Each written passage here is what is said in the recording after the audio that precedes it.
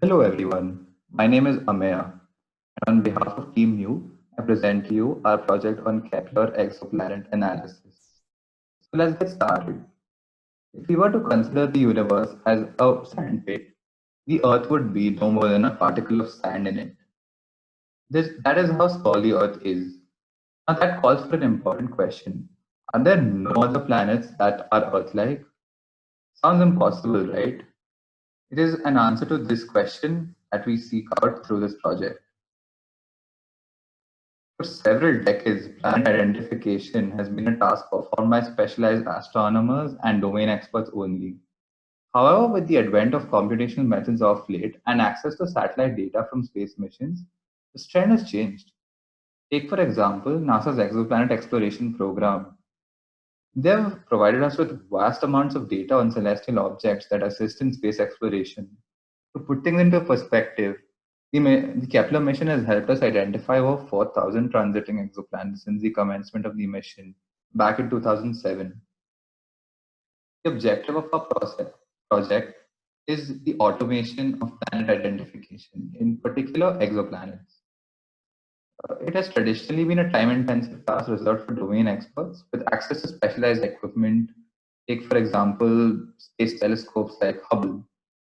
However, with computational methods at our fingertips, this entire task has been democratized. Let's talk a little bit about our dataset.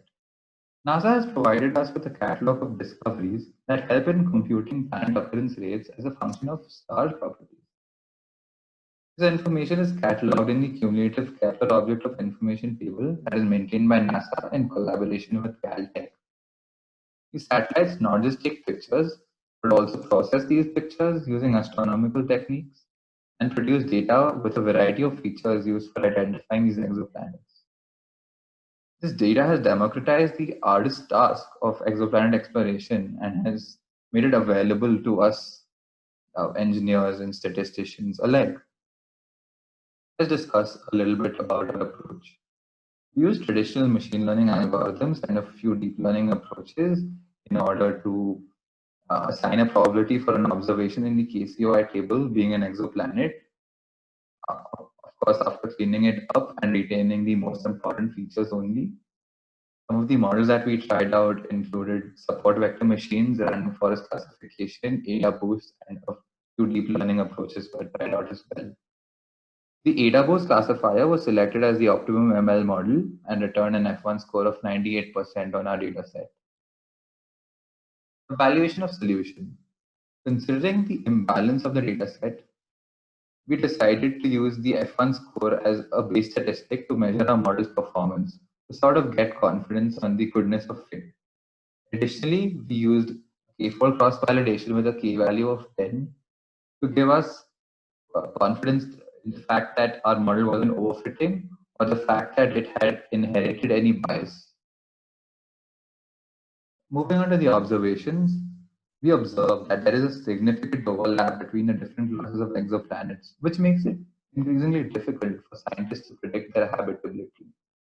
This makes it all the more our responsibility as computer scientists to help automate this entire process.